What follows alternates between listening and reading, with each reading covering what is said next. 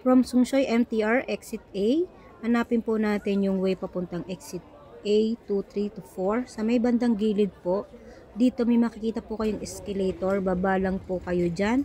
At nasa right side po makikita po natin yung bus station. Tawid lang po tayo, hanapin po natin yung minibus number 51B. So nasa tapat lang po siya ng Landmark North. So hindi na kailalampas niya, sa gilid lang yan, mag-turn right po uli kayo. Pagtawid nyo dito, makikita nyo na po agad yung number 51B na sa side na to po. Lakad lang po tayo sa bandang dulo. At ayan, makita nyo na 51B. Yan pong sasakyan natin papunta doon sa hiking side ng Hong Kong and China boundary. Bali yung place po niya nasa gitna po ng Mau Tau Lung Sung at saka Lo Fook Road. Doon po tayo bababa. So sa halagang $9.5. 15 minutes po yung travel ng minibus papuntang Lo Fook Road. Katulad po ng sabi ko sa kanyo kanina na ang location po niya ay nasa in-between po ng Mau Tau Lung Sung at saka Lo Fook Road. At ang mga driver po dito, nagbababa po sila kahit saan, kung saan road mo gusto. Basta kung alam mo yung bababaan mo. Pero kung hindi, sabihin mo na lang kay Manong, ibaba ka sa Mau Tau Lung Sung o sa Lo Fook Road.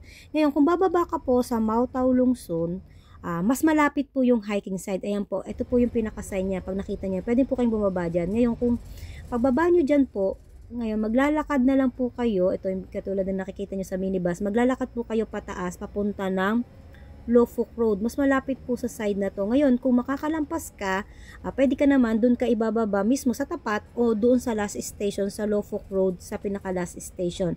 Makikita nyo po sa side na to, ito po yung Lo Fook Road. Yan. Makita nyo yung sign at may makita po kayong daan pataas. Yan. Kung kaya nyo ipara kay Manong, pwede na po kayong bumaba dyan. Ngayon, kung makakalampas po kayo, doon po kayo bababa sa last station na Lo Fook Road and then aakyat na lang po kayo uli pataas. 15 minutes po yung akyat nyan. Tapos pag uwi nyo po, yung sakayan po ng bus, either bababa po uli kayo, maglalakad kayo dito sa last station o doon na lang po kayo mag-iintay sa pinagbabaan nyo ng hiking side sa Lo Fook Road din po. So since dito nga tayo bumaba sa Lo Fook Road, ayan, naakyatin natin uli pabalik doon sa pinaka starting point ng hiking side ng Hong Kong and China boundary. Kung pumunta sa last station ng Lo Fook Road, pag nakita nyo tong side na to, pwede na kayong bumaba. Pero kung lalampas kayo doon, tapos akit na lang ulit kayo ng mga 15 minutes lakad. Pero kung sa Mau Tau Lung Sung kayo bumaba, dito po kayo maglalakad paakit naman sa side na to. Pero kasi ang minibus dito, pwedeng huminto kahit saan. Tapos akit tayo dyan. Mad kaming dumaan dun sa Great Wall of Hong Kong. Kaya nag-shortcut kami. Dito na agad kami sa may Lo Fook Road. So guys, dito pa lang kita mo na ang China eh. Welcome to China! Yan, nakita nyo sa likod is China po yan.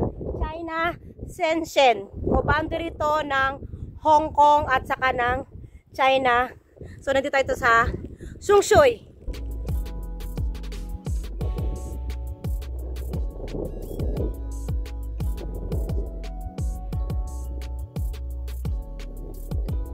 Mga 15 minutes ang akyat natin dito and then makikita nyo tong parang stair paakyat hanggang ma-reach nyo yung taas dun sa may talahib.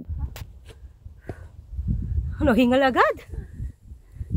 So makikita nyo tong greenhouse dito and then magte-turn right po kayo. Makita nyo dyan yung papasok na kagubatan ng katalahiban.